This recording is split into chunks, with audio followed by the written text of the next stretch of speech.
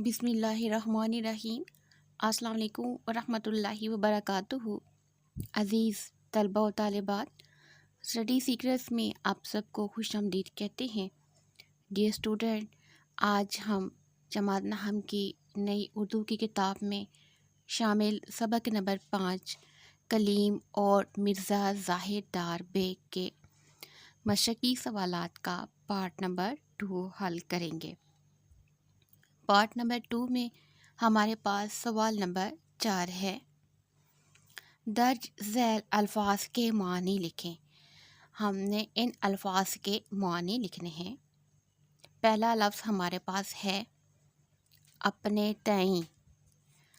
پہلا لفظ ہے اپنے تئیں، اس کا مطلب ہے اپنے آپ میں۔ دوسرا لفظ ہمارے پاس ہے قلب ماہیت۔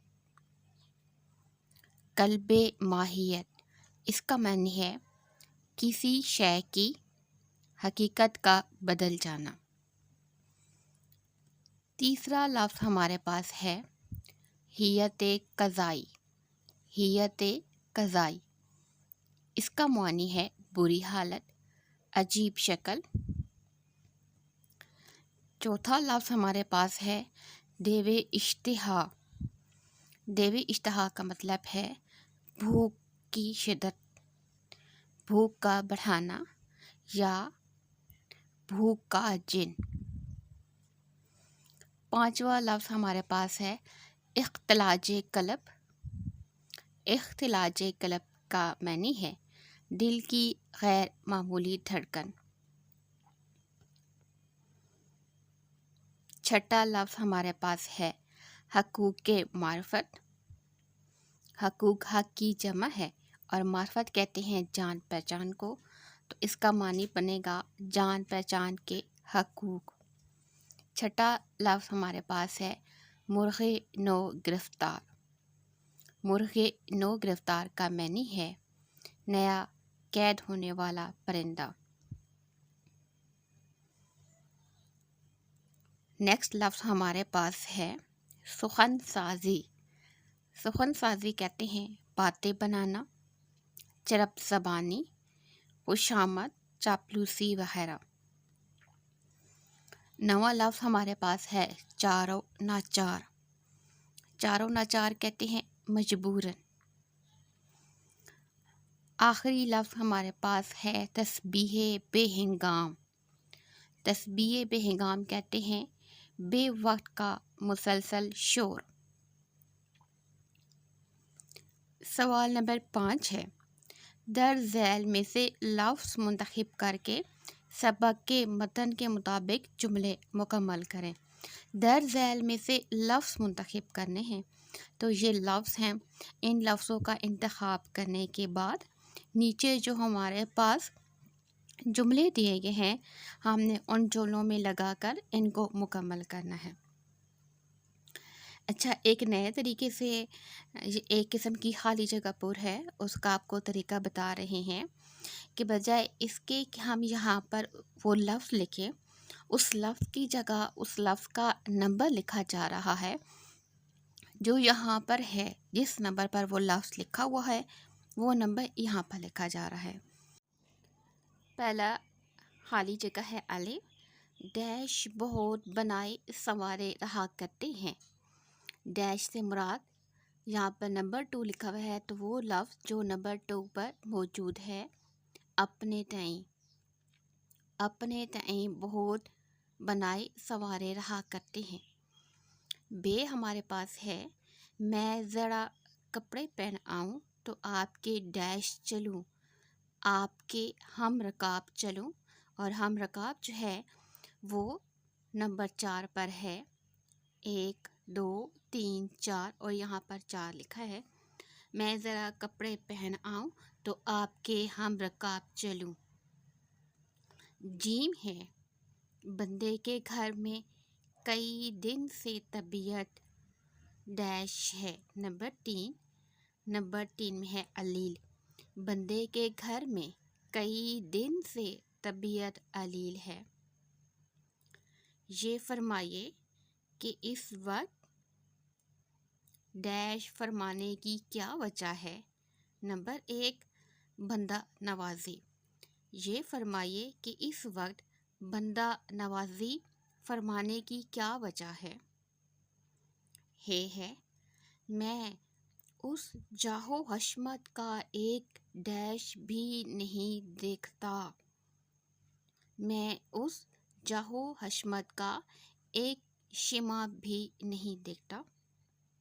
دال ہے، آپ کو میری نسبت ڈیش کا احتمال ہونا سخت تعجب کی بات ہے۔ آپ کو میری نسبت سخن سازی کا احتمال ہونا سخت تعجب کی بات ہے۔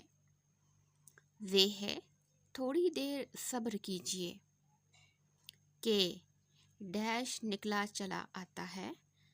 تھوڑی دیر صبر کیجیے کہ ماتاب نکلا چلا آتا ہے۔ لاسٹ خالی جگہ ہے، بھوننے میں چنوں کو ڈیش بنا دیتا ہے۔ لفظ آئے گا سڈول، بھوننے میں چنوں کو سڈول بنا دیتا ہے۔ ہمارے پاس اگلا سوال ہے روزمرہ اور محاورہ۔ یہ اردو گرامر کا سوال ہے اور مقاصد تدریس میں بھی یہ سب سے آخر میں تھا کہ روزمرہ اور محاورہ کا کیا مطلب ہے۔ ڈیئر اسٹوڈنٹ، سب سے پہلے ہم روزمرہ کی تعریف پڑھیں گے۔ روزمرہ اس بول چال اور اسلوب بیان کو کہتے ہیں۔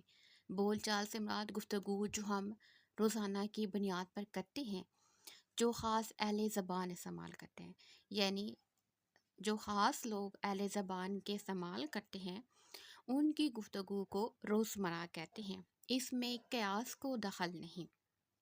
قیاس سے مراد کیا ہے کہ ہم اپنے پاس سے اندازوں سے کوئی لفظ کے ذریعے سے کسی بات کا اظہار نہیں کر سکتے، بلکہ سماعت پر دارومدار ہے، یعنی جو چیز سننے کے بعد مشہور ہو جائے اور لوگ جو ہیں اسی بات پر عمل درآمد کرنا شروع کر دیں تو وہ روزمرہ ہوگی۔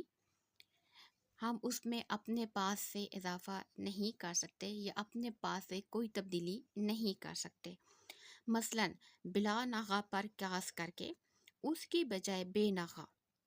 اب یہاں پر یہ دو لفظ ہیں کہ بلا ناغہ پر قیاس کر کے اس کی بجائے بے ناغہ، یعنی اگر لفظ بلا ناغہ مشہور ہے اور اس کی جگہ ہم بے ناغہ کر دیں تو یہ غلط ہو جائے گا۔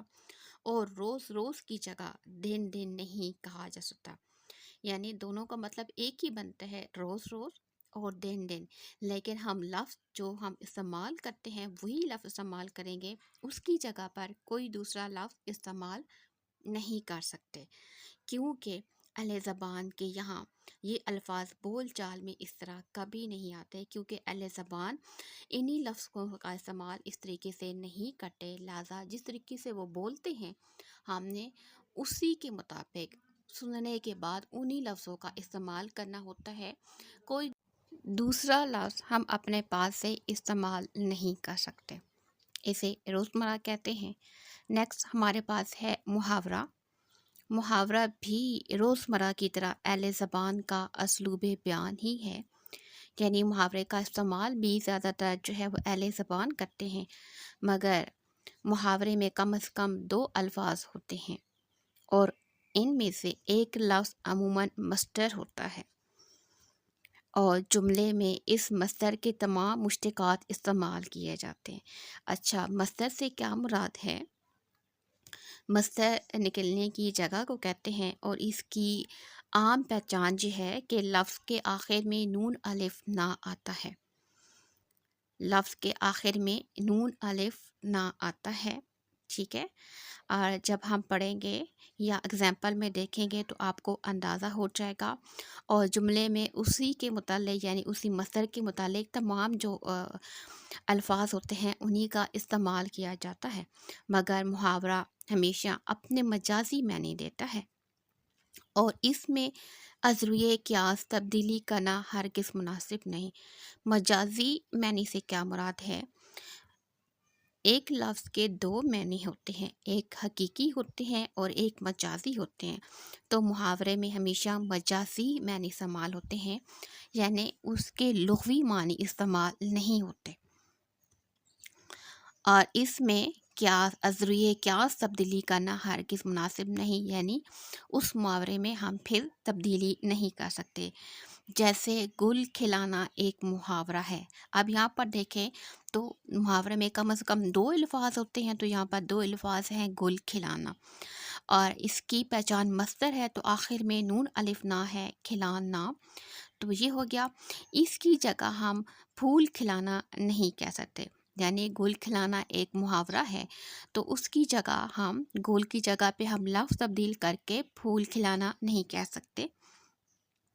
اسی طرح محاورے میں ہے گھوڑے بیچ کر سونا، گھوڑے بیچ کر سونا یہ محاورہ ہے اور اس کی جگہ گھوڑے فروخت کر کے سونا ہرگز درست نہیں۔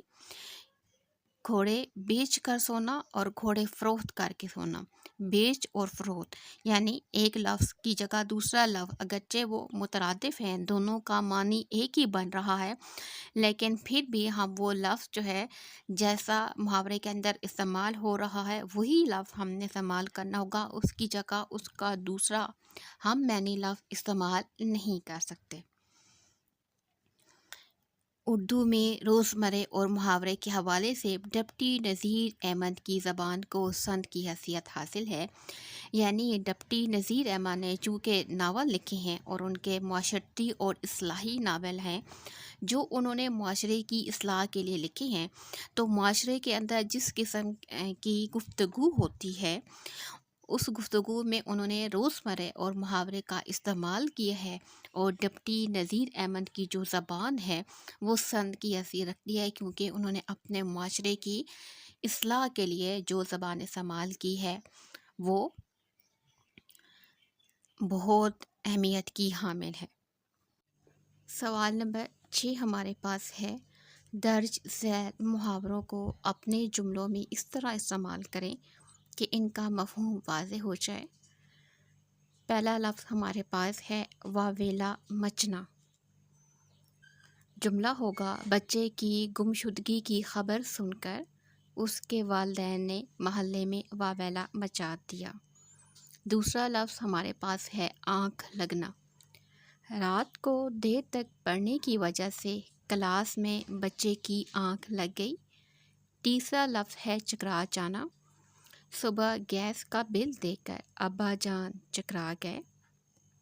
استغفار کرنا، زلزلے کے جھٹکے محسوس کرنے پر سب لوگ استغفار کرنے لگے۔ تنبیہ پکڑنا، کل کے ریل گاڑی کے حادثے کو دیکھ کر بہت سے لوگوں نے تنبیہ پکڑ لی۔ چمپت ہونا، کتے کو دیکھتے ہی بلی چمپت ہو گئی۔ دھوم ہونا، شہر میں کلیم کے کلام کی دھوم ہو گئی ہے۔ آنتوں کا قل ہو اللہ پڑھنا، ولیمے میں جب ہماری آنتیں قل ہو اللہ پڑھنے لگیں تو کھانا کھلا۔ ڈیئر اسٹوڈنٹ، یہ تھی ہماری سبق نمبر 5 کلیم اور مرزا زاہد ڈار بیگ کے سبق کی مشق، جس کو ہم نے 2 حصوں میں مکمل کیا ہے۔